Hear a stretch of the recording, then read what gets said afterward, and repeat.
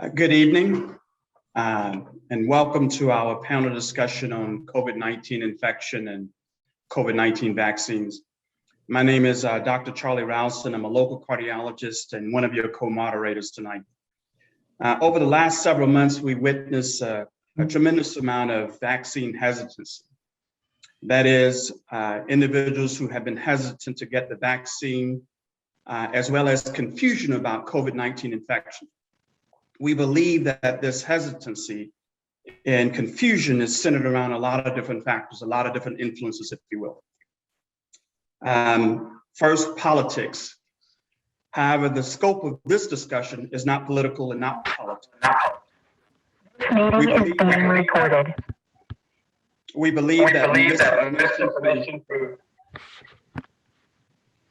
through social media platforms that contributed to this confusion and hesitancy. We also believe that the rapidity in which the information and data is disseminated to us and changes may have some individuals hesitant and confused. Unfortunately, we're dealing with unprecedented pandemic. And as we gain new insight and new information and new research, we provide those changes to you. I would suggest that each of you find a reliable source to cut down on some of your confusion. Tonight, we hope to be one of those sources for you. Please always consult your primary care physician or your healthcare expert as the final authority on your health issues. Before we start, I'd like to go over a few logistic rules, if I can, to assist us with our flow tonight. First of all, you will be able to ask questions, but you need to ask those questions in the chat. So you go to the chat box and type that question in, and we'll try our best to get to it. If, however, we do not get to your question, please know that we'll make every effort to do so in the following days. What we will do is post this information on the social media platform of Tanner, namely their Facebook. We hope to get this information there by August 23rd, 2021. Know that we are here to serve you and to help you gain insight into this whole COVID-19 pandemic. Please allow me to introduce my co-moderator, Dr. Thelma Lucas. She will subsequently have the panel introduce themselves. Our panel consists of a number of local physician specialists who are involved in taking care of you on a daily basis, and a number of our school officials who care for our kids on a daily basis. Dr. Lucas. Thank you, Dr. Rouse. I would like to start out by just thanking all of our panelists that are joining us tonight. This is an extremely busy time for everyone. It's a busy time for us as physicians, with the hospitals filling up and the surge of the COVID-19 new variant. It's also a very busy time for our schools with this surge now coinciding with the opening of the schools this fall. So I just want to thank everybody for taking time to come out and join us in this very important discussion. So we find ourselves in a really tough spot right now with the surge of the new Delta variant. I mean, think about it. This is a COVID-19 virus, and it's 2021, and we are still in the midst of this.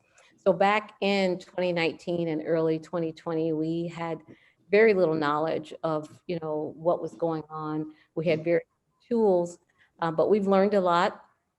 Then the vaccine became available, and that's been wonderful. But I dare say that we took our foot off the pedal, and now here we are. So it's never been more important than right now to talk about getting the rest of the population vaccinated. And so with that, I would like to introduce or have our panelists introduce themselves. I'll call your name and you can just tell us briefly who you are and what you do. I'll start with Dr. Marilyn Coleman. Good evening. Thank you for allowing me to be part of the panel. My name is Dr. Marilyn Coleman, a board certified pediatrician from Tanner Healthcare for Children. Dr. Gregory Floyd? Yes, my name is Dr. Gregory Floyd. I am a family physician board certified in Carrollton, Georgia, and I practice at Professional Park Medical Services serving the community as well as the hospital.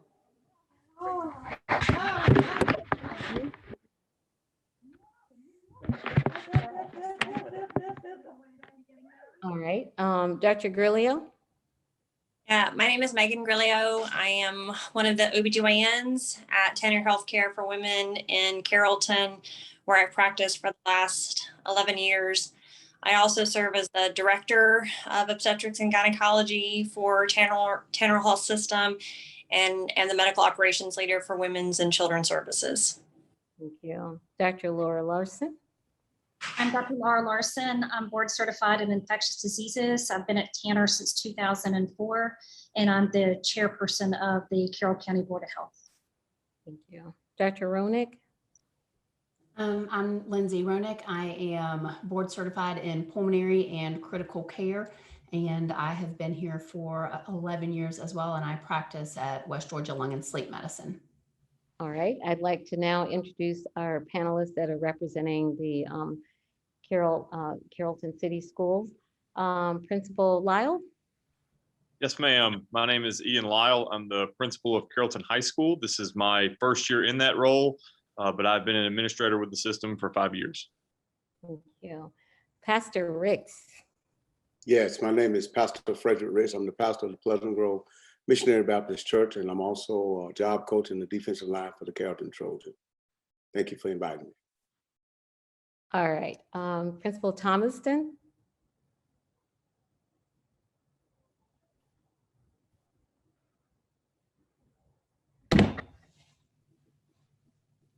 Yes, I'm Travis Thomason. I'm principal of Carrollton Junior High School. This is my 6th year as principal of Carrollton Junior High School, my 12th year as an administrator in the school system. And is Miss Patty Yonker on? I'm Patty Yonker. I'm the lead school nurse of Carroll County Schools. Very good. Thank you again. I want to just thank everybody up front for joining us. Dr. Rouse? So good evening again. Dr. Larson, would you mind providing us with some updates as it pertains to COVID infection in our community? Yes. So right now, let's start back on July 5th, where we had our lowest time for COVID-19 infections. We had 3 people in the hospital at that time, and when we were testing people, about 4% of people we were testing were positive. And fast forward to now, 24% of people we are testing are now testing positive, and that's both a 7-day and a 14-day average. And our hospitalizations are at our all-time high. We have over 90 patients in the hospital system with COVID right now, which is very dramatic because our previous peak was 82 people in the hospital at once. Most of the people in the hospital are unvaccinated. We have over 90% of our hospitalizations are unvaccinated. And we've been looking at our deaths since February because that's when vaccine was available. And over 90% of our deaths since February have also been unvaccinated. So that's where we are right now. We're starting to see our cases start to tick up at the beginning of July, hospitalizations ticked up after that, and now we're seeing more deaths. So that's our update. Thank you. Dr. Lucas? So we want to begin with some questions that we have. And like Dr. Rouse said, during our time, as people put questions in the chat box, we'll try to incorporate those questions as well. So I want to start out by asking, what impact has COVID-19 had in the patients that you care for? You could just kind of go around and briefly let us know. Dr. Grillo? So for me, unfortunately, we have had quite a few positive cases in women during pregnancy. We have had a handful of women who've become critically ill during their pregnancy. Most of the women that we have provided care for who have been infected with COVID during their pregnancy have had minimal or moderate symptoms and overall have done well. So the biggest thing that I see is it's caused a tremendous amount of fear in our patients, as well as isolation during a time during their pregnancy, following their pregnancy, when it is customary and encouraged to have a tremendous amount of support. These women are feeling tremendously isolated and afraid. Dr. Roenick? Well, I've seen a lot of my patients get COVID-19. Obviously, for my folks with advanced lung disease like COPD or asthma, it can be very frightening, and a lot of them don't have the respiratory reserve to manage it at home. So we've had a lot of those folks hospitalized. And then I've spent a tremendous portion of my last 15 months managing people who have had COVID and have managed to survive, but walking them through the 3 to 6 month recovery after a severe COVID. Dr. Floyd, would you like to comment? Yes. So it's very interesting that we talk about COVID, we talk about the infections, and for my patients, it's actually quite broad. I'm a family physician, so I take care of a wide range of patients. I am seeing problems with memory, focus, concentration, and having to take people out of work. And this has been going on since they were diagnosed with COVID. So it's not just the disease process itself. I'm seeing problems after. We've had a few patients that have had some cardiac issues afterwards, but the numbers have significantly increased. And I'm seeing definitely increased fear and concern. But I'm definitely getting more conversations about the vaccine, which I'm encouraged by, because they're coming to me and asking me, what do I recommend? Thank you. Dr. Coleman? Yes, so over the past year, starting in 2020, when we really started seeing COVID come on the scene, we saw some cases, but definitely not as many as we've had in the past 2 months. So with the appearance of the Delta variant, we are now seeing a significant portion of pediatric patients, and we're actually seeing more hospitalizations for them. We rarely had a patient that was hospitalized in the year 2020. We've had significantly more that are being hospitalized, whether it was for respiratory, minimal respiratory complications or dehydration. They are having some long-term cough and pulmonary issues. We've had to refer them out to the specialist in Atlanta. In addition to that, we've had patients, athletes, that are being screened with EKGs that are not able to continue to play due to mild myocarditis or EKG abnormalities that thankfully they have recovered from. But unfortunately, we have seen some deaths, not necessarily our patients, but in the pediatric community, which I am in contact with Children's Healthcare of Atlanta, their physicians as well. So I have that data as well. And the question is, what COVID-19 had on the patients that you cared for?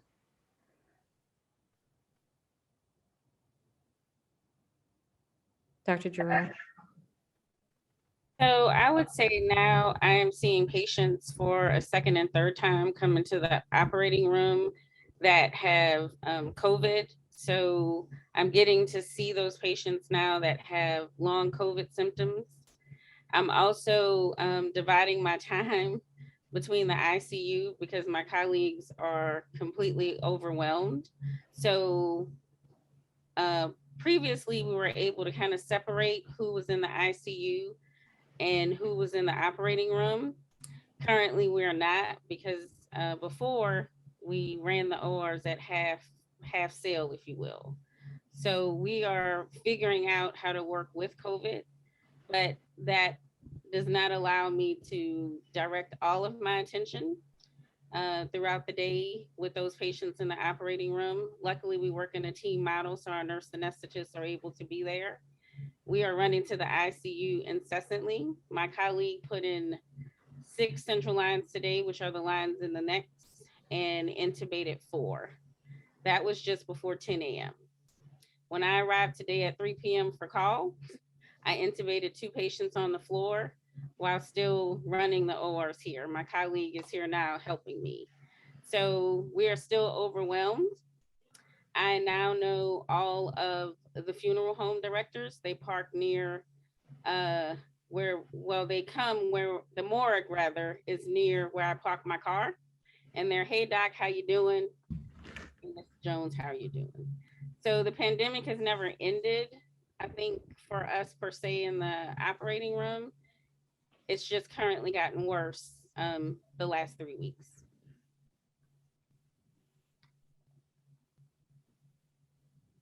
Thank you. Dr. Rouse. So let me get some of the school officials involved in this next question. What concerns are you seeing in the school system regarding the COVID infection? I'll start with you, Nurse Yonker. We're seeing is we're not seeing the symptoms we were seeing last year where it was the more severe stuff. It's just runny noses, sore throats, and things like that. So our concern is protecting the students' health, but also making sure they're successful in the classroom, because we do know that they learn best in the classroom, but we're just having to have our teachers reinforce all the mitigation things like washing their hands, bringing their own water bottles, using water refilling stations. And then we have masks available for students. And then when we need to, we collaborate with health officials to close our schools or classrooms, not necessarily schools. Thank you. Principal Thomaston. So the question is, what concerns are you seeing in the school system regarding the COVID infection? You know, currently, right now, I think we're doing very well with the mitigating factors that we have in place that we started last school year. You know, we were fortunate to be able to have school face-to-face and not miss a day last year. And a good thing about school as a business, you know, our enrollment is up. Just the concerns is like our class size and still being able to maintain social distancing and do the things that we need to do to maintain face-to-face learning. And Principal Lyle, same question. Yes, sir. You know, like Mr. Thomason said, we're doing a great job of mitigating and holding face-to-face learning system-wide. We're still at a less than 1% positivity rate, but one of the concerns that we see is students who are quarantined due to a close contact with a family member are returning with, or not returning, but they're gaining a positive diagnosis. So it seems that students who are being quarantined because of a family member that has positive, that the students are getting that, becoming positive as well. Thank you. Coach Ricks, Pastor Ricks. Yeah, you know, one of the things that I see a lot of, I walk the halls a lot of the kids, they come in, they don't take it serious, but the teachers there make sure they take it serious by keeping it masked up. They don't play about it. And once a lot of the kids just don't think that they can get it. A lot of them say, man, I ain't taking no shot. I think I'm okay. But when they hit them, it changed their mindset.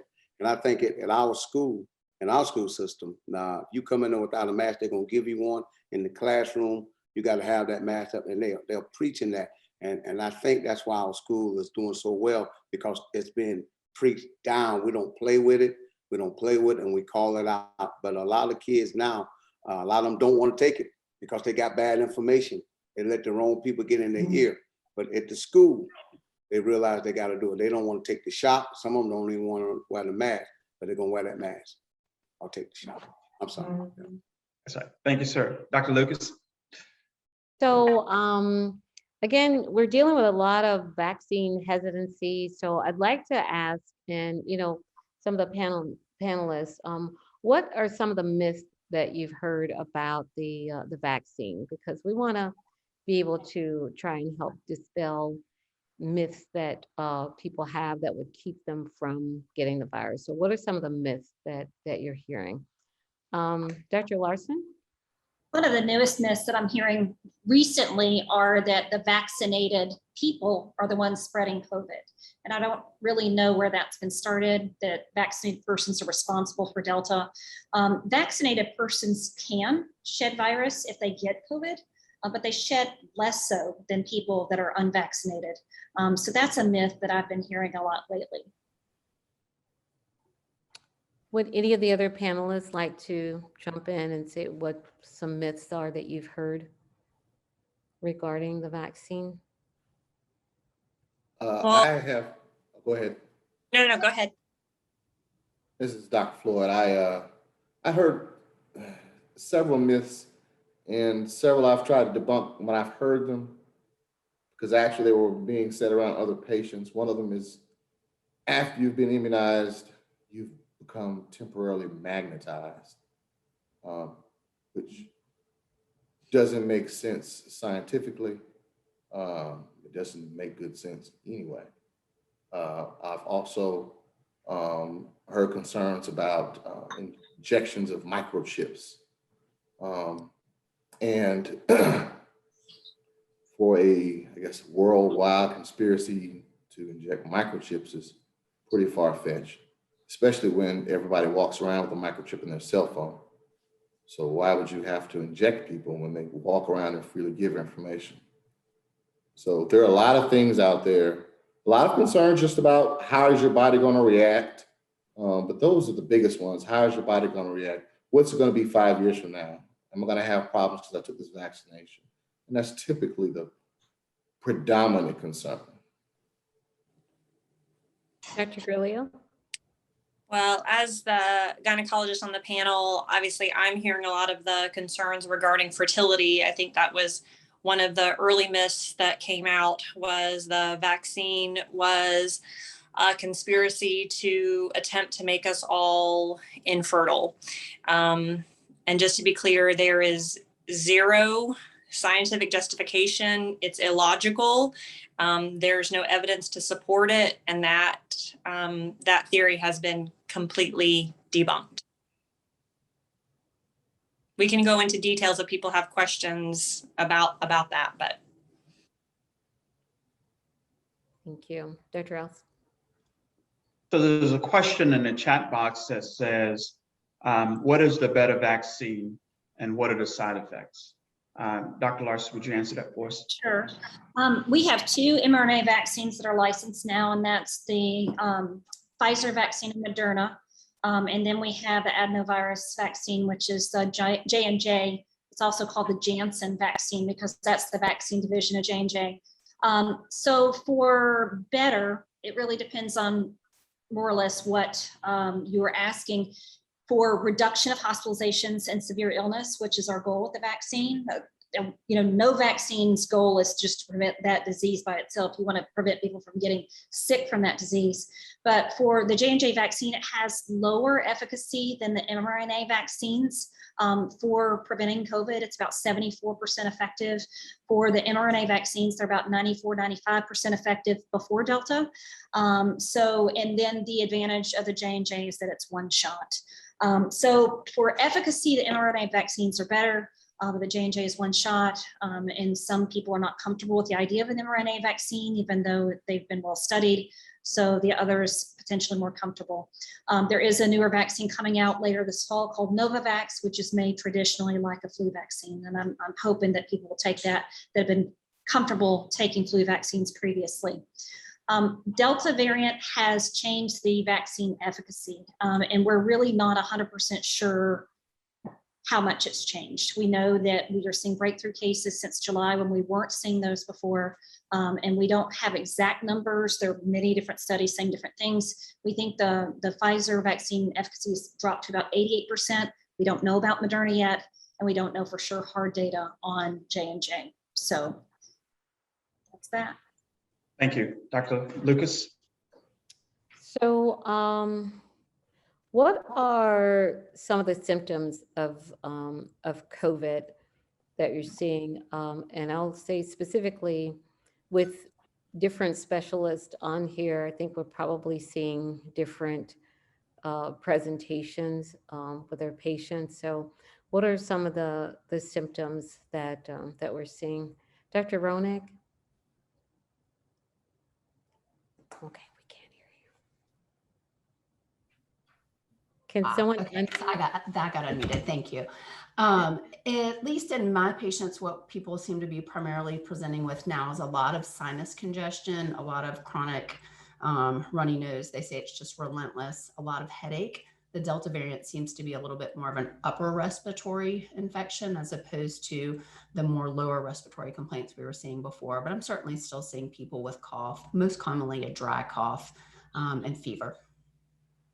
So may I ask you, how would someone know if they are having a sinus headache, or those kinds of symptoms? How do they know if it's their allergies or if it is COVID? I mean, what should somebody do if they are having a lot of sinus issues now? I think it's hard to know. I definitely think that's one of the major challenges right now. I hear a lot of people who think it's allergies and then they finally get a swab and it's COVID. I think if you're using your usual allergy type medications and it's not getting better, I think if you have a fairly unrelenting headache or any fever, I would say it's best to get tested. Dr. Coleman, are you, what types of presentations are you seeing with your patients? In the pediatric population, the symptoms are varied. We have some that will come in with very minimal symptoms that may include the nasal congestion, mild runny nose, and slight cough. Most of them will have fever, and it could be low grade versus last year we were seeing more 103, 104 type fevers. They could be 100, 101. We've had patients that have come in and had the more GI symptoms, which could be diarrhea. So in the pediatric population, unfortunately, when they come in, we're pretty much screening them. If they've had a contact, then we talk to them about getting tested for COVID. The cough isn't as significant. And like Dr. Roenick was speaking about, they do have a lot of the allergy type symptoms and the headaches. We've had them come in with just a headache and maybe a little low grade fever and tested positive for coronavirus. Has anyone on the seen any different symptoms that haven't mentioned yet? Can you repeat, please? I was asking, has anyone seen any additional symptoms of COVID presentation that we haven't mentioned yet?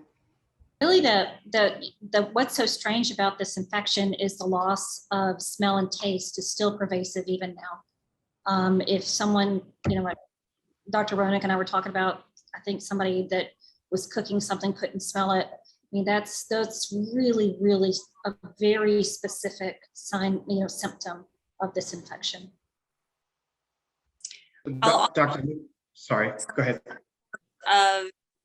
In our pregnant population, that their presenting symptom is decreased fetal movement, that the mother herself is not having significant symptoms, but that the infection seems to have had an effect on the placenta and on the unborn baby. And so the chief complaint when she comes in, the main thing that she's noticing is that her baby's not moving well, and ultimately has been diagnosed with COVID. Thank you. I was going to say, from a cardiac standpoint, I see a lot of different issues, anywhere from inflammation in the sac around the heart called pericarditis. We've had some cases of myocarditis as well as inflammation of the muscle of the heart. More commonly, though, I either see one or two things, and that is evidence of heart attacks, heart failure, which is fluid buildup in the lungs and legs, or rhythm disturbances. This time around, I'm seeing a tremendous number of slow heart rates. In fact, just today before I came to this meeting, I was called urgently to see a patient whose heart was pausing for 4 seconds multiple times. And so we had to do some intervention to get them through that. But we're seeing all kinds of rhythm issues that are presenting in a weird way that we didn't see earlier with COVID infections. Wow. So I've seen some of the very same things with complaints of allergies or perceived allergies, sinus congestion, and a milder cough and some low-grade fever, which is a bit different from the first time around. It seemed to be more dramatic and more lower respiratory, as has already been said.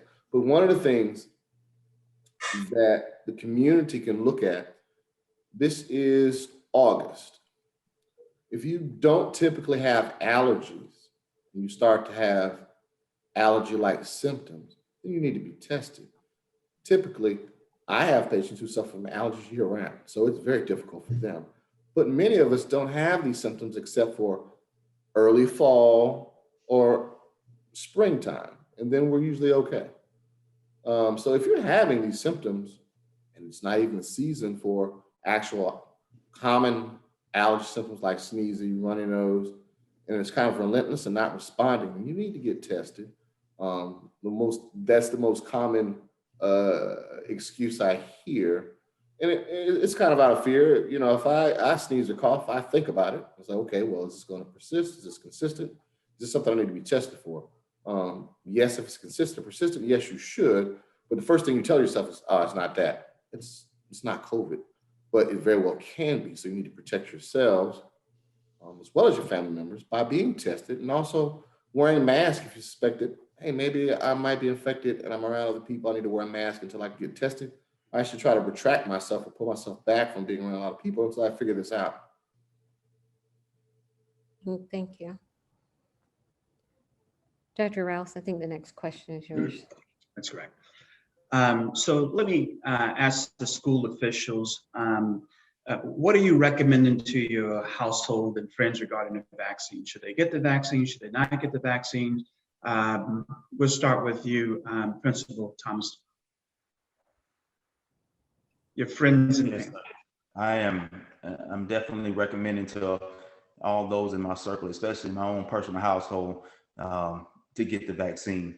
I can assure you that those eligible in my house right now are either fully vaccinated or definitely in the process of getting fully vaccinated really soon. Coach Ricks?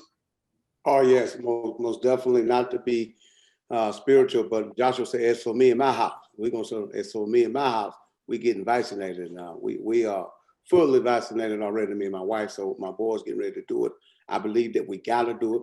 We got to do it. It's mandatory that we do it. Everything that I come around, I'm saying, take this shot.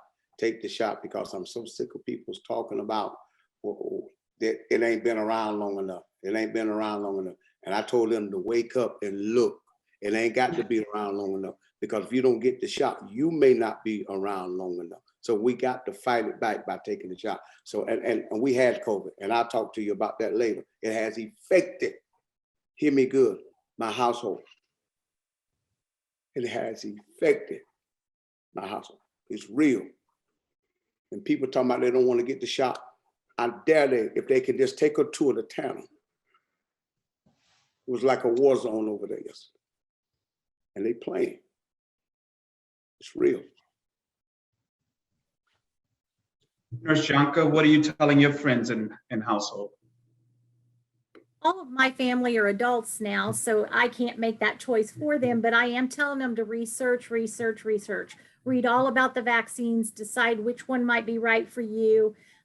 Definitely think about how being vaccinated might help those around them, and then not to fall for the myths. So, find somebody, a medical professional, myself, someone to ask questions, and make sure you get your questions answered, and then you can make the right choice for you, which I hope is for them to get vaccinated. Principal Lau, are you encouraging your friends and family and loved ones to get the vaccine? I have my own personal experience to draw upon, and I've had COVID and the vaccine as well. And given the choice between the two, I will take the vaccine. It was certainly had an easier go with that. And so I am encouraging my friends and family to talk with their medical professional, to research just as it is. And I can draw upon my experience with the vaccine, and it's been the right choice for me and my family. Thank you. Dr. Lucas? Yeah, so someone from the chat room has a question regarding antibodies. They said that they've had 2 friends that have had the virus. They've been vaccinated. So they want to know, what's the importance of the COVID antibodies? Does that mean anything, or, what does that mean? We'll start with you, Dr. Larson. So the problem with antibody testing is, depending on the vaccine that you got, it may not be the correct test to detect that particular vaccine's efficacy. if you've had COVID, you're more likely to have a positive antibody because you create a lot more antibodies from after a COVID infection than the vaccine. And I mean, to different parts of the infection itself. So in terms of getting antibodies after COVID vaccination, it's not recommended because it's not very meaningful and we don't know what those titers mean. Does a titer of 200 be less protective than a titer of 1,000? We just don't know. We also don't know with those antibody tests how many of those antibodies are actually what we call neutralizing, that they'll neutralize infection if you get it again. So you can have an antibody, but not have protective antibody. So that hasn't all been worked out.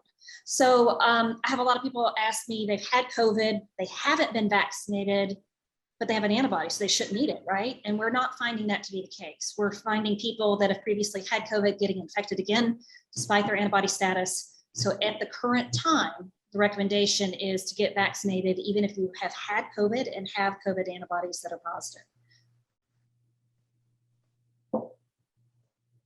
Dr. Rouse. There's a question in the chat that Dr. Grillo that says, is it safe for pregnant women to get the vaccine? And if so, which one is better? Sorry, my video off. Yes, it is safe for women to receive the vaccine during pregnancy.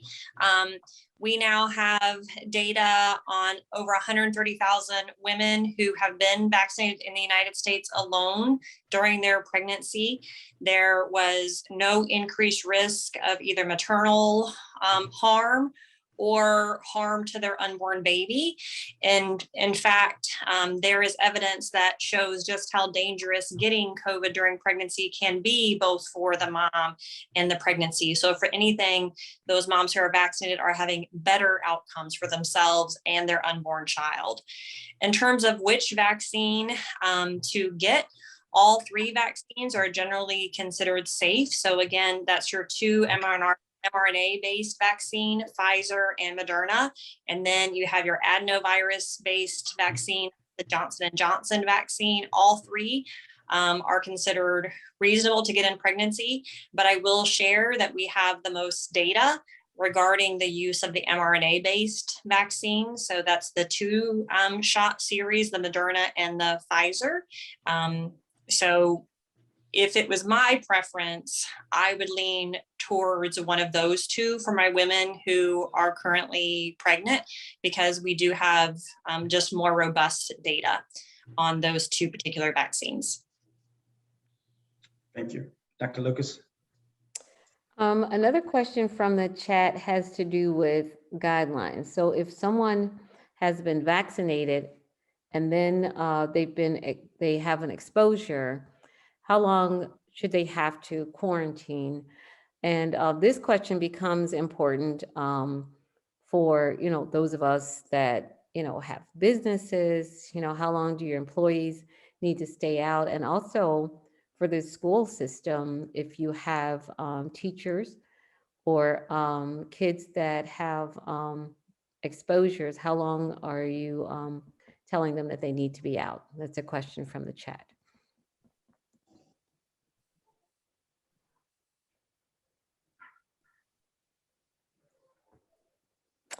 Let's see. All right, Dr. Laura, back to you. So before Delta emerged, the recommendation was from the CDC that had been fully vaccinated and exposed that you did not have to quarantine. We haven't really had an update on that guidance yet, but what I would counsel people to do is if you have a significant exposure, like you're living with somebody that is tested positive, it's probably a really good idea for you to quarantine. If you are a critical worker and cannot quarantine and have not had a significant exposure, you should definitely mask, definitely wear eye protection ideally, and make sure other people around you are masking as well. So if, the basic tenets of infection prevention are hand hygiene. If you have a respiratory illness, you wear a mask, and you can shed things through your eyes too. And that's why we say glasses or eye protection.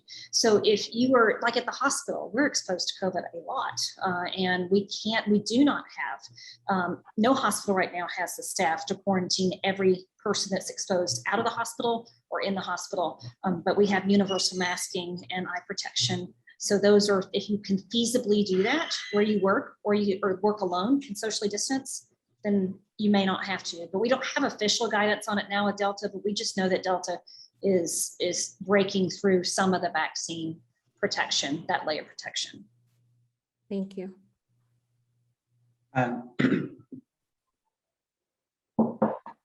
Dr. Rouse. Thank you. Dr. Jerome, what do you think we can do to make individuals a little bit more comfortable with getting the vaccine? And Dr. Coleman, if you would answer that question as well. But Dr. Jerome? I think comfort in getting the vaccine, you have to look at historically what vaccines have done.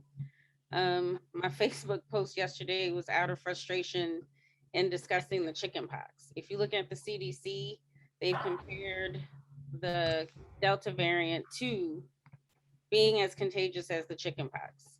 So if you have not had the chickenpox, and if you have not been vaccinated against the chickenpox, you're 90% likely to get chickenpox if you're around someone that has it. So if we were talking about the chickenpox, would we be having to have this panel discussion? Probably not. I did research when the varicella vaccine came out. I have a 25-year-old and a 10-year-old who've never had the chickenpox. I had the chickenpox when I was 6.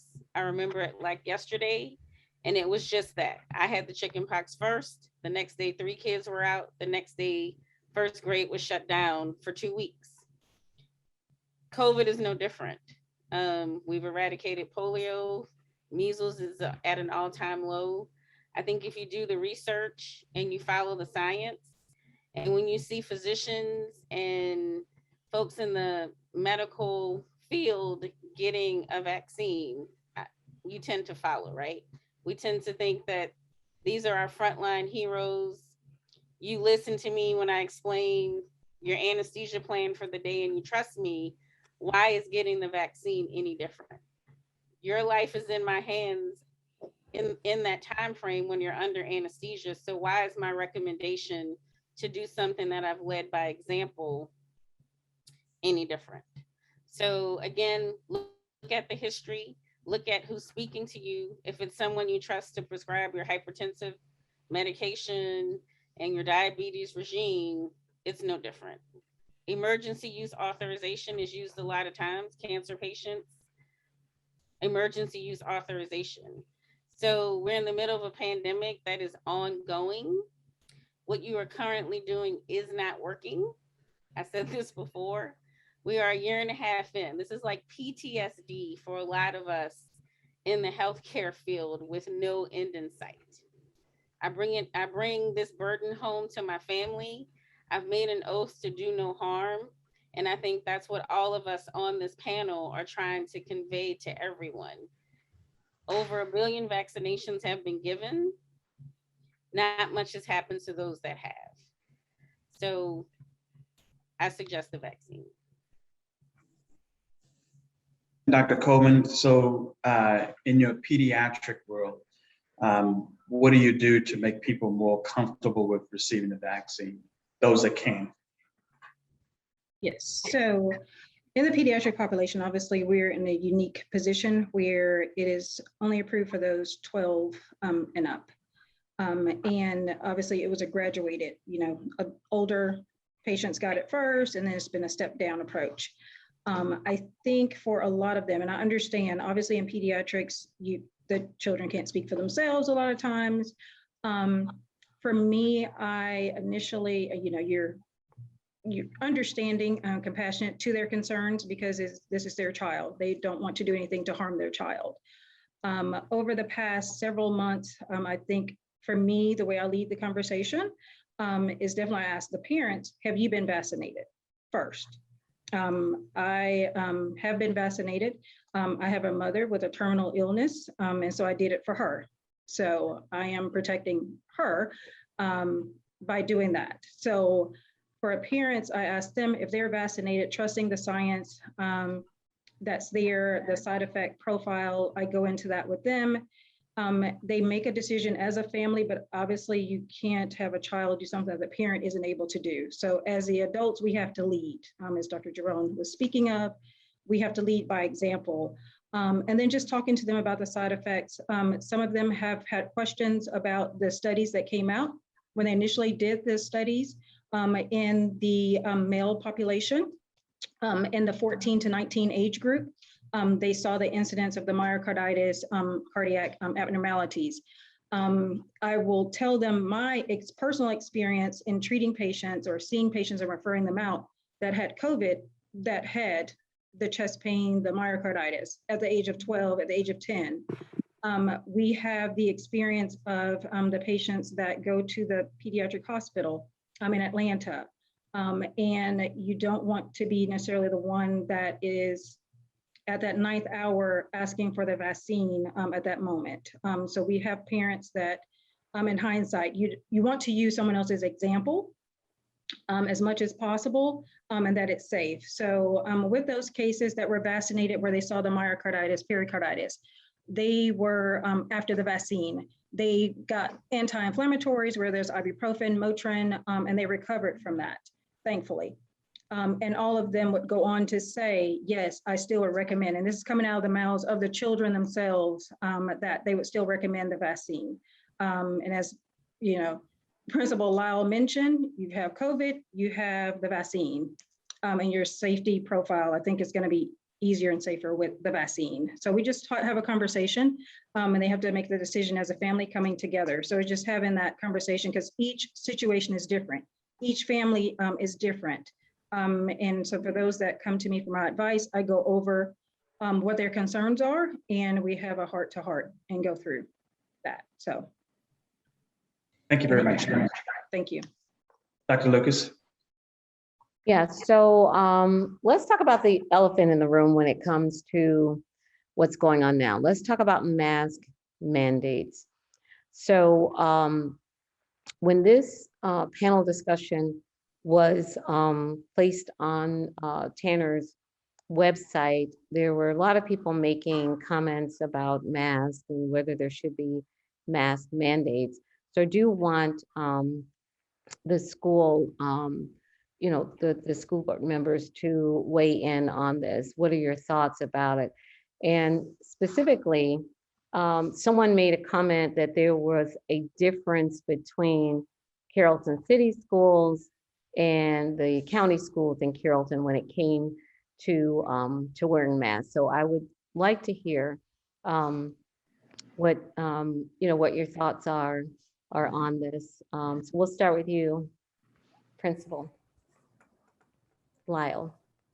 Yes, so you know, last year we had a kind of a universal mask mandate for all kids on campus, and we were able to have face-to-face instruction the entire year. And so I think everybody at this summer, the end of the summer, really thought that we had turned a page. And so when numbers started climbing last month, you know, we knew that when students were in prolonged exposure with other kids, that, you know, in order to protect them, there were scenarios where they need masks. So in close contact areas like buses and in crowded classrooms, we are continuing the mandate of masks. The kids are wearing masks, and then in transition and outside, we do allow them to take their masks off. So I think the priority for us is doing everything that we can to have face-to-face instruction. We want kids in the building, and we understand that what we did last year worked. We were able to have a full school year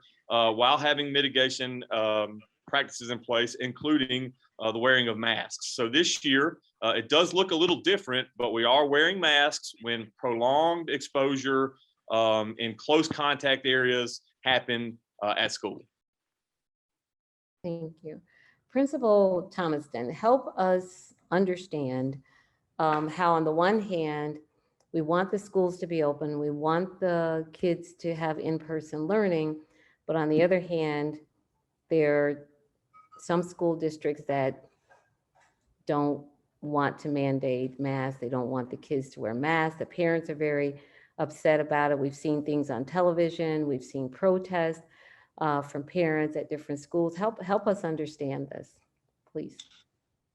Yeah, I mean, first thing, I just want to thank everyone in our community for doing their part to, you know, getting back to school face to face.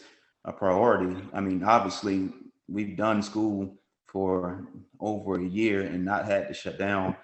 So, I mean, the evidence is there that what we've done has worked, you know. So just I want to thank the parents and the community for supporting us in that. And I mean, the proof is in the pudding that wearing masks has helped us to stay in school for a full year and to start the school off this year being very successful. And you know, it's quite funny. Our kids are now conditioned to wear masks. So even with the protocols that we have in place, even in the places where students aren't necessarily required to wear masks, they're still wearing a mask. And I think that's a testament to, you know, what we've done over the past year and the beginning of this year to make school a priority face to face. Ms. Junker? Well, at Carroll County, we have let everyone know that the CDC does recommend that masks be worn indoors by students, staff, and guests. We do provide masks when available, and so masks are encouraged. Thank you. All right. Pastor Riggs, anything to add? You know, I'm glad that we was told that in uncharted waters, you find leaders. And I'm glad that our school system made a decision last year. We're going to have school, we're going to wear our masks, we're going to do things that were never done before. But we called it out and we boldly faced it. And I love the fact that we challenge that. We don't care what people say. We're going to put the mask on and do what we need to do so our kids can come together. The theme that they had at our citywide gathering was we're better together. We need each other because one thing, and we have to fight for each other. There's a thing called being together. Unity. It ain't got nothing to do with me, myself, and I. It's about us. We can come together and do for all of us. Because if you hadn't been affected by COVID, and I will say this, and not to talk too long, the young man that I knew from my family said, I'm not taking that shot. I'm not taking the shot. Well, he got the strain. He got the new one, the Delta virus that came. And he said, if I get out of here, I'm gonna take the shot. I want to tell you, he didn't make it home. And yeah. So I wear my mask. I do whatever I gotta do to be in the presence of people. I do whatever I got to do. And I love my school system. We wear the mask. We wore it last year. We're wearing it this year in the classroom, but in the hallway, we take it off. But the vaccine is working. And that's all I'm gonna say. I don't mean to talk so long, but I'm real passionate about this because I'm so disturbed. I'm so disturbed on many levels. Thank you. Thank you. Dr. Ross. Dr. Roenick, what can I do now to help protect myself from getting COVID-19 until I can get the vaccine? I think the primary mitigation strategies are what Dr. Larson already discussed. Washing your hands, wear your mask, keep your distance from people, and if you're exposed, try to keep yourself away from people who are infected if you know, or otherwise if you're exposed, keep yourself isolated from others so you don't spread it. And then a follow-up question, Dr. Floyd, is there a proper way to wear the mask? Yes. So with this thing, since COVID has come out and people have started wearing masks and they've recommended masks, and masks do work. We have many indications and obvious indications that masks work. But the way to wear a mask is you should cover your nose and your mouth. If you just cover your mouth, you still have mucous membranes and things can get into your respiratory systems through your nose. And actually the nose is probably, if you recognize if you've ever been tested for COVID, that's where they test you, in your sinus passages. So your nose and your mouth needs to be covered. If you're just covering one, you're not doing much for yourself. But wearing the mask works. I mentioned this on a panel back during when COVID first began, that I noticed during the fall, winter months, when we see a lot of flu, that I wasn't seeing a whole lot of cases. Why? And I just did this anecdotally. I said, well, a lot of people are wearing masks, a lot of people are staying home, and a lot of people aren't going out into open places where there are lots of people.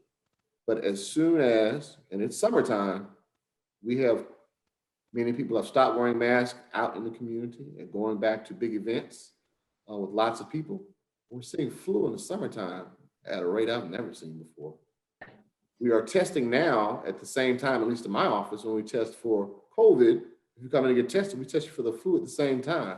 We've had numerous cases of the flu as well. It's very interesting, but it demonstrates that masks do work. They do work. Thank you. Dr. Lucas? So one of the questions from the chat is that someone says they've gotten vaccinated, they've had their 2 doses. Is a 3rd dose necessary? I'll chime in on this. So this actually came out today from the CDC that they're anticipating that a 3rd dose, a booster, so to speak, will be recommended 8 months after your prior dose. The plan is to roll that out by the 3rd week of September. So many people on this panel were vaccinated. Many of the physicians on this panel, I can't speak for everyone, but I saw a lot of you getting that first dose of vaccine in December. Yep. So many of us will be due for a booster shot in September. There is some concern that is why we're seeing breakthrough cases in people who have been fully vaccinated, is that at around the 8-month mark, 7-8 month mark, that efficacy is starting to wane, and we will therefore need a booster dose.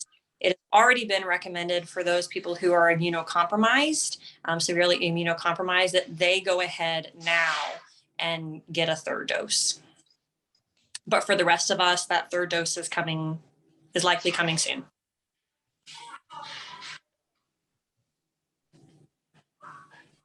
Dr. Rouse.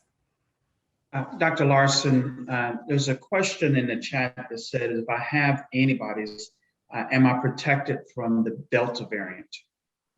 We just don't know. We really, like I said, there's just not enough information and not enough study has been done in people that have antibodies to know whether or not Delta is going to be protected for Delta or even Lambda. So these are newer strains of COVID that have mutated, and they're a little bit more efficient at infection. And so Delta is the one that's currently here now that emerged in India. And we have gotten just a little bit of Lambda in this country so far that emerged in Peru. And the thing that was frightening about Lambda is it seemed like the vaccines didn't work well for it in that country. They don't have the same vaccines we have here. So we really don't know if our vaccines are going to be as protective as we'd like them to be if Lambda comes. So I can't answer the question about antibodies. We don't know. And like I said, we have been seeing people reinfected with COVID that previously had antibodies. Along that same question, and you may have alluded to this, but what about the Delta variant and the efficacy of the vaccine for it? So we know that specifically for Johnson & Johnson, the efficacy is lower. We know for Pfizer it's lower. It's not dramatically lower. In one study, it dropped the efficacy from about 94% to 88%. We don't have the efficacy reduction for Moderna, but we know it's there. We are following our hospitalized patients and the ones that have breakthrough and which vaccines we're seeing those people having previously had. And there's not one vaccine that's standing out in the breakthrough cases. We're seeing about the same number of people breaking through that had J&J, Moderna, and Pfizer locally. Thank you. Dr. Lucas? So kind of along those lines, somebody else asked, if I've already had COVID-19 and I've recovered from it, do I still need to get vaccinated, and why? So early on in the pandemic last year, there was a study in Nature that was done that showed that even though people were infected with COVID, up to 30% of them did not develop protective antibody. And coronaviruses in general are that way. They like to, we don't usually maintain a long-term essentially, you don't usually have long-term resistance to being reinfected with coronaviruses in general. So for that reason, we don't know after you've had COVID, especially a mild case, if you've got protective antibody. So we know with the vaccine, we do see efficacy in protective antibody based on the fact that right now, 90% of our hospitalizations are unvaccinated or more, and greater than 90% of our deaths since February are unvaccinated. So a vaccine is just another layer of protection, even if you've had COVID before, particularly a mild case. Dr. Rouse. So Pastor Riggs, there's a question that says, are churches and religious institutions promoting getting the vaccine? And if no, any ideas as to why not? Some are not, and some are. I know as for my church, we're highly on it. We're trying to do whatever we can do to do it, because a lot of pastors saying, I'm covered by the blood. I'll give you a story. One of my friends in Brunswick, he said, the blood of Jesus got me. The blood of Jesus got me. I ain't got to take no shot. Well, he went in there and he did everything like he normally do. Well, he caught COVID. Several of the members caught COVID, and 3 of them died.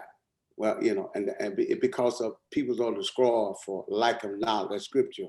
But at my church, we say take COVID, we screen, we take temperature, and we pass out masks, and so we can have church as normal. But I preach it because people are living in fear, and we do understand that the enemy to faith is fear. Fear don't keep you from dying, it keep you from living.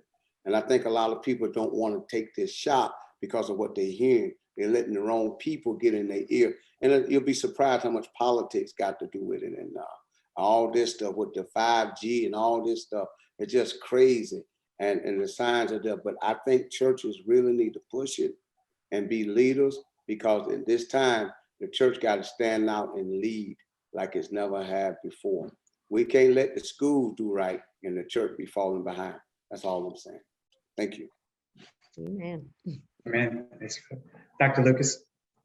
Yes. So one question is, what are some of the side effects of receiving the COVID-19 vaccine? I've had a lot of patients. I generally make it a point of asking, even when I'm super busy in clinic, I make it a point of asking my patients if they've had a chance to snag a vaccine for themselves. And if they answer no, I just ask them to briefly, if they don't mind, would they share with me why not? Just so that's an opportunity for me to teach and to educate and to give, some good information. So one thing that I've had patients tell me repeatedly is they're afraid of taking the shot. They're more afraid of taking the shot than they are of getting COVID. So we could just talk about what are the side effects of actually getting the COVID-19 vaccine. And obviously we know what happens if we get COVID-19 infection, but if we could talk about the side effects. Let's see, Dr. Jerome. So some of the more common side effects from receiving the vaccine are sore arm. You can get some swelling of your lymph nodes, meaning you feel under your arm and you may have a lump. Some people have a headache. Some people that have had COVID, they say that they received the vaccine and those symptoms resurface, if you will. Not as severe as before, but body aches, chills, fever, nausea, vomiting, diarrhea. The same symptoms that some people get from just having the previous flu shot. The good thing is most people report that those symptoms resolve within 24 hours. We know that taking Tylenol can mitigate that reaction, but not mitigate the immune response. The immune response should be the same. Some folks will alternate Tylenol with Aleve or NSAID, anti-inflammatories like Advil, if you can normally take those as prescribed by your doctor. I will say the side effects of the vaccine are not worse than COVID from what I hear. Like I said, a lot of our employees have encountered COVID twice some 3 times in the last 6 months. They can't smell anything. They can't taste anything. They have a lot of inflammatory reactions in the sense of arthritic type symptoms, things that they did not have before. Some are chronically on inhalers. I can tell you, and so can my colleagues on the panel, they have not had any of those sequelae. So COVID is still worse than receiving the vaccine. Again, the side effects are usually gone within 24 hours. So it's definitely worth it. Principal Thomaston, any side effects that you noted when you got the vaccination? Oh, I can tell you after the first dose, I was just sore at the site of the shot. The next day, it's funny because people are like, well, Mr. Thompson, you have several tattoos, why, and you're afraid of needles. But I was able to get up the next morning and go to the gym and get a good workout in. And I felt great the next day. And then after taking the second dose, the second day I was a little lethargic, almost like I had vertigo for a little bit that day at work, but I made it through and I went straight home and had a great night's sleep that night and woke up the next day feeling like $1,000,000. I don't know if it was like just the mental thinking that I was covered, you know, from the coronavirus, or just, I mean, just feeling great from just getting over whatever those symptoms were. But I would tell anybody that I'd rather have the shot and have the peace of mind knowing that I was covered than being concerned about getting coronavirus any day of the week. Thank you. Principal Lyle, did you experience any side effects after receiving the vaccine? None, no ma'am. All right. Anyone with any different side effects that haven't been mentioned that you've experienced personally? Great. It's good to know. Dr. Rouse.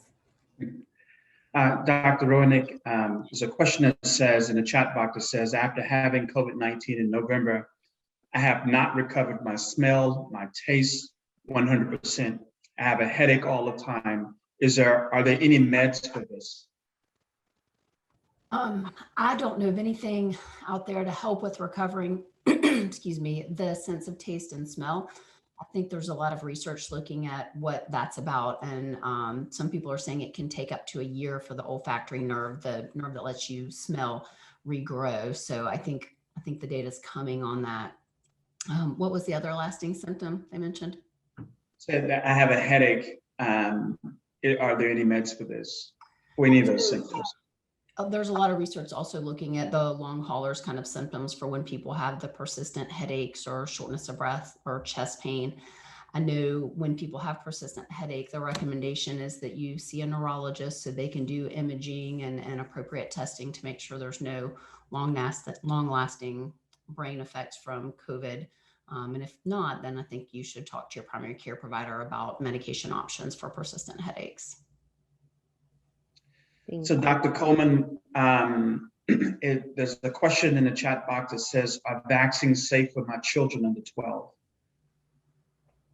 They're currently doing studies on the vaccines in children 6 months to right under 12, so 11 years of age. And that data should be coming out soon regarding the safety and efficacy of those. Dr. Larson probably has a greater insight into that. So I will defer to her, but it should be coming soon from what I've been hearing from others in the infectious disease community. Maybe by the end of the year, Dr. Larson, maybe? Right. I've heard a lot of different things. I've heard late September, early October for Pfizer to approve in that age category. I know Moderna is close to approving or having the emergency use authorization for 12 to 17. So I think Pfizer is going to be the first one to get there for young people. I enrolled my children in the clinical trials. You know, my child was 15 and 17 when I enrolled them. It's really important for you guys to know that by the time you enroll people in trials, they've already gone through several phases of safety and healthy volunteers to know the right dose. So, I enrolled my children in the phase 3, which is the last part of the clinical trial. So, by the time they actually come out, it's been studied in quite a few people. So. Mm-hmm. And just a follow-up to that, I do have friends in this area, in the Atlanta and surrounding community, physicians that have enrolled their children in the Moderna vaccine locally, and there have been no side effects. So that helps you in, again, the younger age range. I do have personal knowledge of others that have enrolled their children and have no side effects. So it helps you to kind of know, yes, that's somebody in California, but when someone locally that is taking that risk for us, it makes you feel a little bit more comfortable when it's someone that you may know in your community. So if that can help allay some fears for someone on listening in tonight, that would be great. I'd like to mention one thing, if it's okay. There are some parents that are really anxious for their children to be vaccinated that don't meet the certain age criteria, because 12 years of age is the current. Yes. So I know that Pfizer is still enrolling 6 months to 5 years for people that might like to have your child enrolled in a clinical trial, and Moderna is enrolling 6 months to 11 years.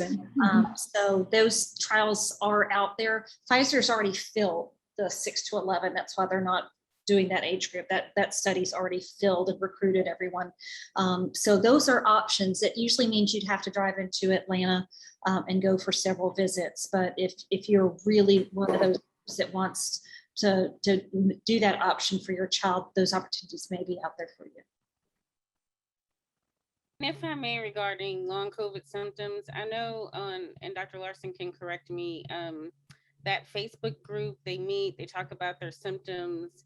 I know Mayo Clinic, Johns Hopkins, several universities have tapped in to that cohort. It's several thousand. I've lost count of, it's tens of thousands of folks on there. They took a subset of those, as you can call them now, patients, those Facebookers, and they said, hey, would you mind getting vaccinated? So like Dr. Larson spoke about the antibody titers, it's just hey, you have it or you don't. They did quantitative analysis of their antibodies. They saw that they were kind of hovering below this unknown threshold. Several of those folks that did receive the vaccine because they were hesitant, they thought they had immunity. Several of them caught it a second time. So their loss of sense and taste and smell, COVID fog, all those things you read about are real. A subset of those patients did get better. And when they measured their antibody titers for them, they increased and they allowed some of those symptoms to go away. So another reason, if you've had COVID and you're contemplating and you have those long COVID symptoms, it's definitely worth a try. All right, so one question I've had posed to me was, what about other treatments? Someone said, oh, you're pushing the vaccine, but there are other treatments out there. If someone could specifically address treatments such as hydroxychloroquine or more recently, ivermectin, some people have asked about that, like why can't they just take these pills instead of getting the shot? So for hydroxychloroquine or Plaquenil, there have been no definitive studies that shows it has significant clinical efficacy. So we really don't even do that anymore. Ivermectin is currently recommended only in the context of a clinical trial. There were some really early studies in other countries and even here that showed that it may have some efficacy, but there's been some larger randomized trials since that time that have shown no efficacy. So it's difficult because we don't have good data on either of those, that there is any clinical efficacy.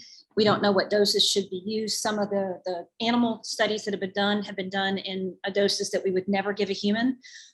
So we really don't have good data at this time that those therapies are effective. One of the best therapies that we do have that's effective for outpatients with COVID is the monoclonal antibody treatment that is free, and it is given. It's what President Trump got when he had COVID. It's made by Regeneron, and it's meant for people that are at high risk for progression to severe COVID. But the criteria are very wide. If you have a body mass index of greater than 25, you qualify for it, and it significantly reduces the symptoms of COVID and prevents progression to severe disease. So we're using that quite a bit because there's good data for that. Do we want to, I don't think we necessarily need to talk about inpatient therapies. In addition to those drugs, people have tried azithromycin. Azithromycin has anti-inflammatory properties. It's used in other conditions as well. It's not specifically, it may be some inflammation, but it's not specifically going to clinically be significant for the treatment of COVID. Dr. Ronig, do you want to add anything from your side? No, I think there's a lot of people looking for medications or things that they can take instead of getting a shot. I mean, I personally find that a little bit perplexing. I think I'd just rather have a shot and be done with it. If you look at safety data, I mean, most of these vaccines, you get exposed once and then the medication or the vaccine itself is gone. So that to me is safer than taking something like ivermectin every day that continues to be in your system day after day after day and puts you really at higher risk for ongoing side effects or complications.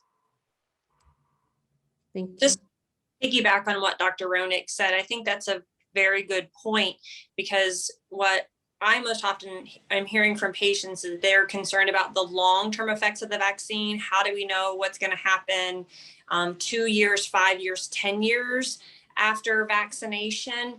And I just want to make it a point, as Dr. Ronig was kind of alluding to, the nature of vaccines is we get a dose and then that is cleared from our system. The antibodies are left that it prompted our immune system to make, but the vaccine is gone.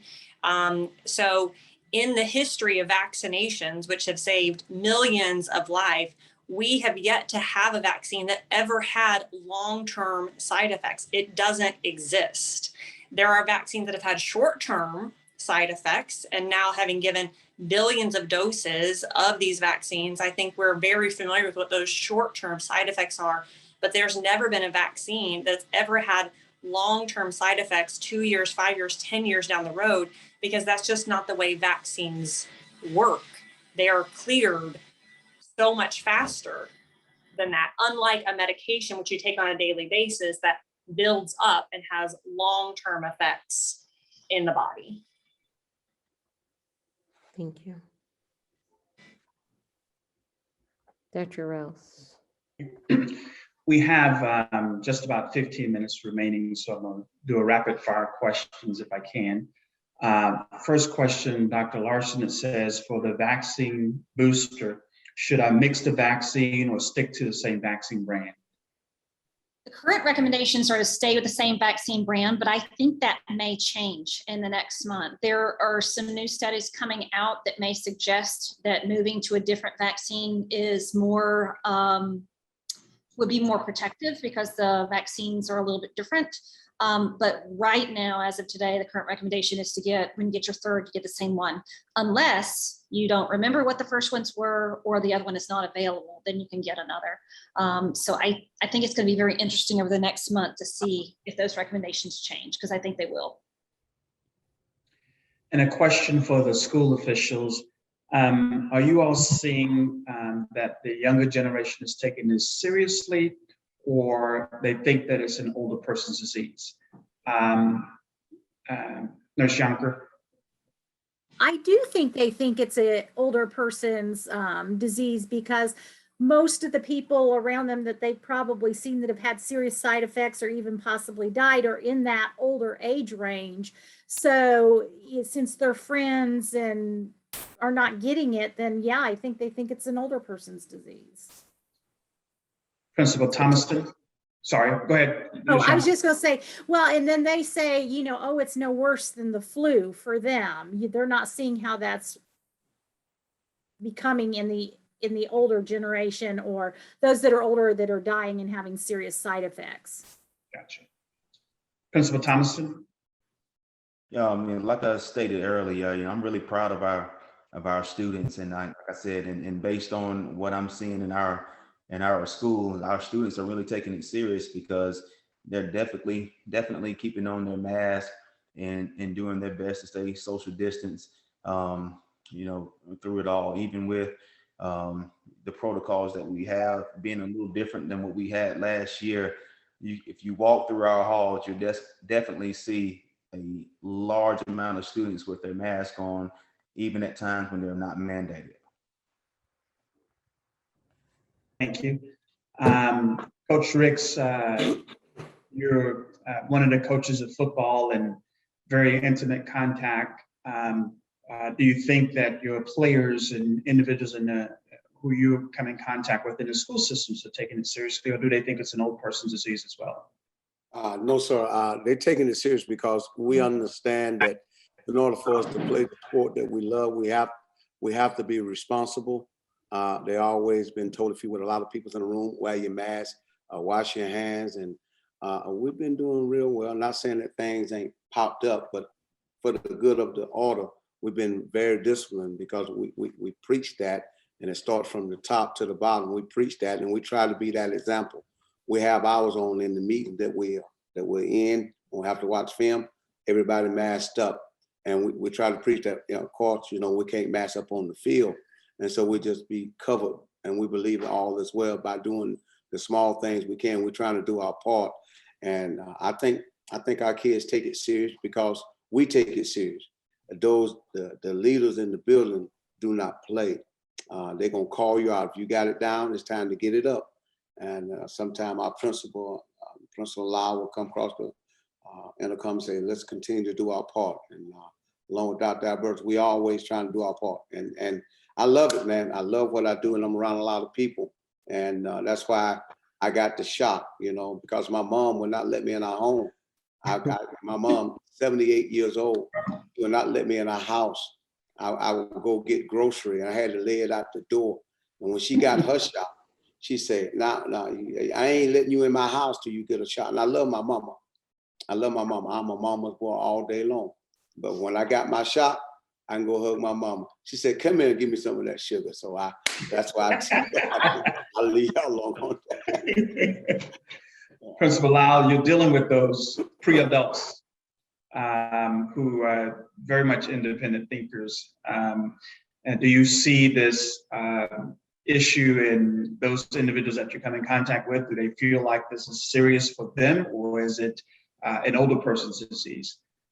I tell you what, I'm so proud of our students and our parents and our community. They've done a great job of communicating with us when there's been a positive diagnosis or a close contact. They let us know so that we can follow our procedure and contact trace and quarantine when necessary. So I would say that they are taking it very seriously, and they communicate with us. And when there's an exposure or a positive case, they let us know. And so I'm very grateful for our kids and our parents for taking it serious and communicating with us. Dr. Lucas? Yes, so I have a question. So it sounds like a lot of people within the school system have been, a lot of the teachers, and probably, I'm not sure how many of the students that are of age have been vaccinated, but what I would like to ask is, are there some specific things that you're hearing of the teachers that have not been vaccinated? What are their hesitancies? Are there some things that we can answer for you or for them that would get somebody off the fence? What are you hearing from your staff that has not taken the opportunity to get vaccinated? Let's start with you, Principal Lau.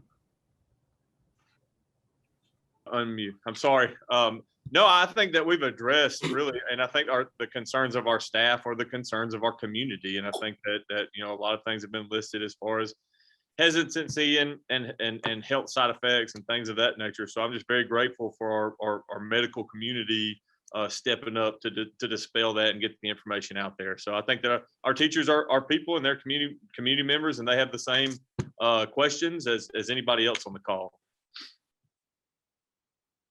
All right. Thank you. Dr. Rouse? Yeah, there's a question, Dr. Roenick, maybe Dr. Coleman, Dr. Floyd, that says, is it good to vaccinate my child with asthma? Well, I'll start out with my asthmatic children are vaccinated, at least the two of my three that are old enough to be vaccinated. And it is, my experience has been my asthmatic patients have a worse time with COVID than a lot of my COPD patients, I think because it's so inflammatory. So I've seen asthmatic patients take a lot longer to get well. And I've seen asthmatic folks be prone to get sicker. So I think it's really important. I think they're higher risk and they should definitely be vaccinated. So Dr. Floyd, are there individuals in your practice that you would not recommend getting vaccinated?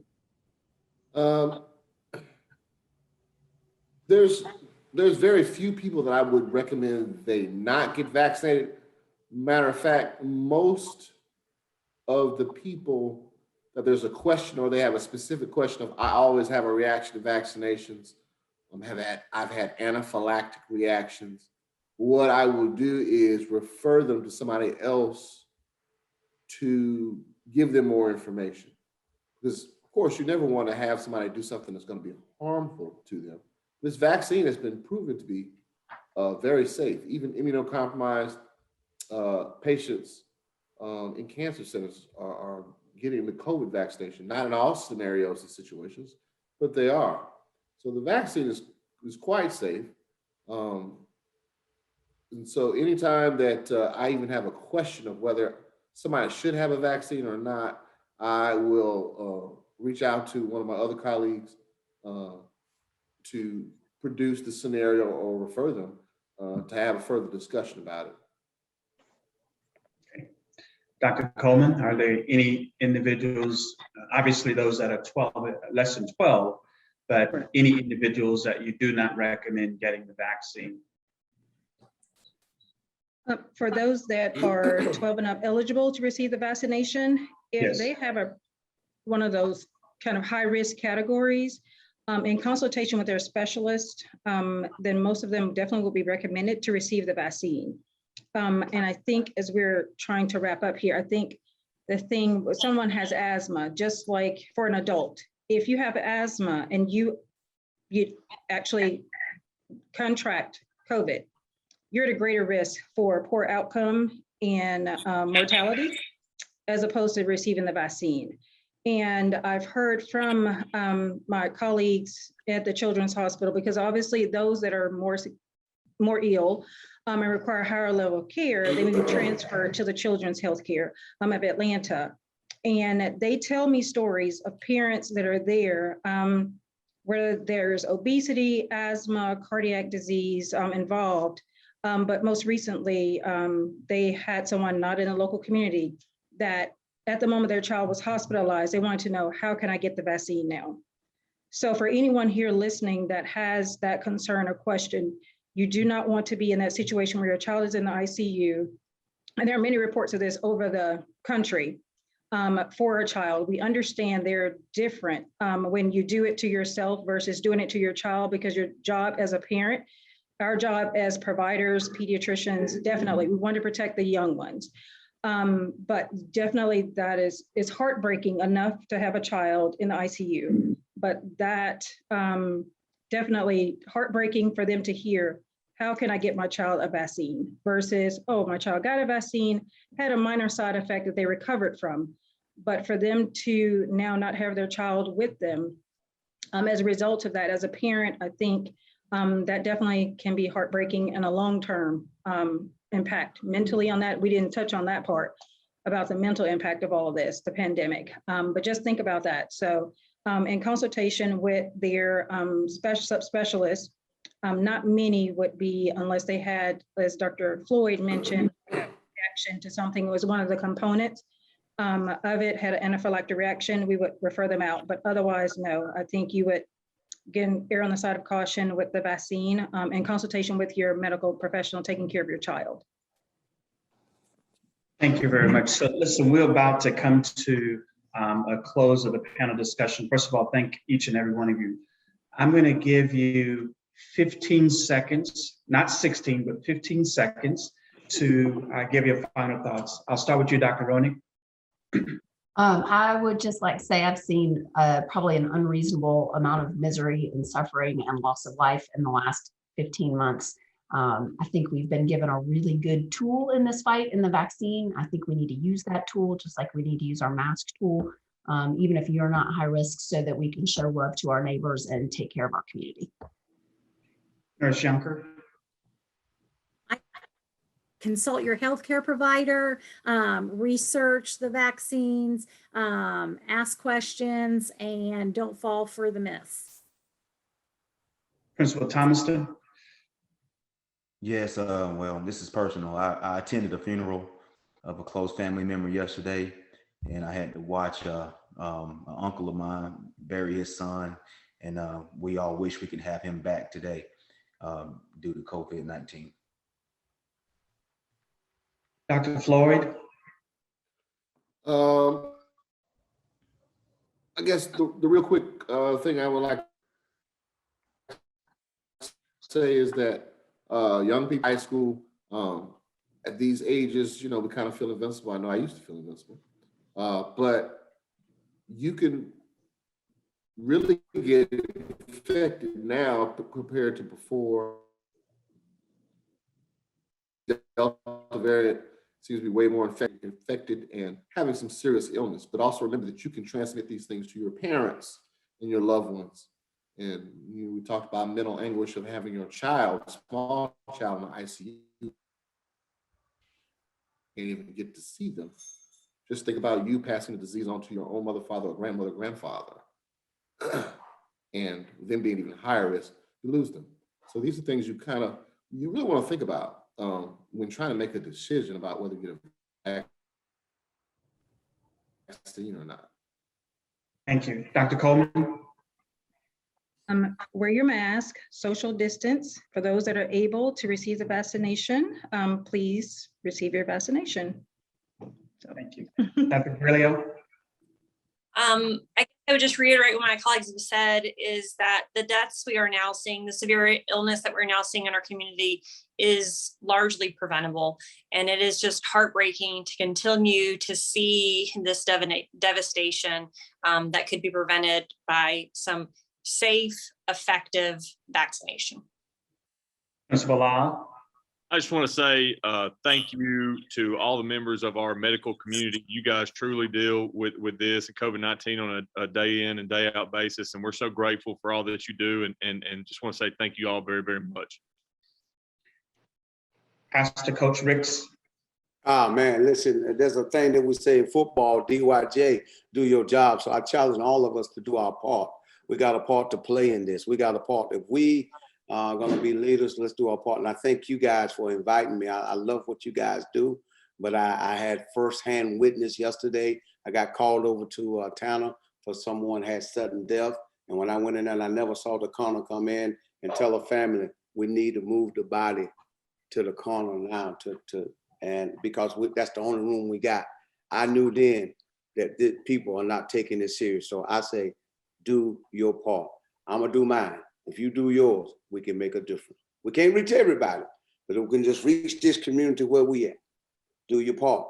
And we gotta tell people that this thing is serious. We gotta tell people, don't listen, do your research. Do your research, look at the science, do your part. Don't let nobody, the blind can't lead the blind except they both fall in the ditch,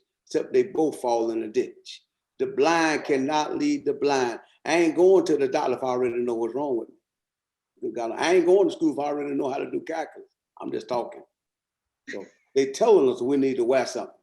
They telling us we need to take the shot. They telling us, and people won't listen. So we got to get the message out. Do your job. Do your job. Thank you, sir. Dr. Jerome. I would say the vaccinated are winning. Last year, this time, we didn't really know how the pandemic would pan out. We all ran as professionals to get the vaccine in December, and the vaccinated are winning. They've been probably 6 codes today. I'm 51. Most of those folks were younger than me. I'm ready to stop seeing the devastation firsthand. I'm ready to stop seeing the agony in my colleagues that are in the ICU every single day. It's time for it to end. Getting COVID at this point, in my mind, is inevitable, but dying is optional. The vaccine is the only way out. It's all I see. I can't wait until my 10-year-old can get the vaccine, and maybe I'll be a little bit more at ease. Wear your mask, do your part, do it for your children, and we can get back to life, our new normal, that is, as we once knew it. I'm ready to hang out with my friends and not worry if I have COVID or they have COVID, am I bringing it to them because I'm exposed day in and day out. I've been lucky so far, but I'm tired of eating alone. I'm tired of eating in my car. And just like you, I'm tired of wearing a mask. But this disease at this point, from everything that we know about it, is preventable. And the vaccine is the only way out. If the virus doesn't have a host to populate in and cause severe disease, then we're better. So get your vaccine. If not for yourself, do it so I'm here to take care of you when you come to the hospital, which is full, by the way, which means when you do come to the hospital, care is divided between those that have COVID and those that are coming for surgery. And it's not fair to you to have my undivided attention. Thank you very much. Dr. Larson, final words. Yeah, so I wouldn't recommend a medical therapy that I would recommend for my family. My entire family's vaccinated. I enrolled in a clinical trial before vaccines were even available. I enrolled my children as well. I believe that they're safe, and I believe that they save lives. So again, I'm not going to recommend anything to you that I would recommend to my own family. Very quickly, guys, before I turn it back over to Dr. Lucas, two things. I want to tell you about the upcoming vaccination dates. On August the 26th from 9 a.m. to 2 p.m., we'll be vaccinating at Carroll County School, the Student Activity Center. Carrollton City School Student Activity Center. That's August 26th from 9 to 2. And then on September the 1st, we'll be at the Carroll County School of Performing Arts from 9 a.m. to 2 p.m. vaccinating individuals there. So if you have some friends, family, teachers, students, whomever, desire to get a vaccine, they can come up to one of those two locations. And finally this, these kinds of events are not possible without people working behind the scenes. And I want to give a heartfelt thanks to a number of folks, if I can, just very briefly. Ursula Phillips, Kelly Miggs, Hannah Collins, Martin Wiggins, Gila Gonzalez, Dr. Albertus, Mr. Scott Coward, Dr. Clifton, Charity Aaron, and Deidre Rouse. And with that, I'm going to turn it back over to Dr. Lucas for final thoughts. So again, I want to thank everybody for participating. I think you've provided we've had some great questions, and you've also been provided a lot of really good sound information. I just encourage you to take this in and just follow the science. This is not about how you feel, red, blue, what channel you listen to. The science is real. It's black and white. It is black and white. And you can choose to ignore that, but hopefully you will choose to accept what's in front of our faces. Most of the people that are in the hospital, that are sick, that are in the ICU, that are intubated, they are unvaccinated. It's very clear. Yes, there are a few people that have been vaccinated that have gotten sick as well, but the majority, 98, 99%, are people that are unvaccinated. So we are now in a crisis of the unvaccinated. So please don't be in that number, because it's not necessary. It's so sad. I was making rounds yesterday in the ICU, and I really wanted to end on a positive note, but I just have to tell you, I was making rounds and it was just so sad going from room to room. And I was talking with one of the nurses in there and asking about, certain patients, and she could just point and say, I saw family gathered in one room. So I know what that means. When they allow multiple family members into the room in the ICU, you know what that means. And it's so sad. And it doesn't have to be this way. It doesn't have to be. So again, as Pastor Rick said, let's do our part. Let's continue to think about each other. I mean, this is a community. We're all in the same boat. We all sink or we all swim, and let's swim. Let's do this. We can do this. Thanks, everybody. Thank you very much, and good night. Remember, if you have questions that we did not get to, you can go to the Tanner's social media platform, Facebook, put your question there, we'll get the answer back to you. And thank you so much. And thank you to all of the people that helped to sponsor this event as well. Thank you so much. Good night, guys.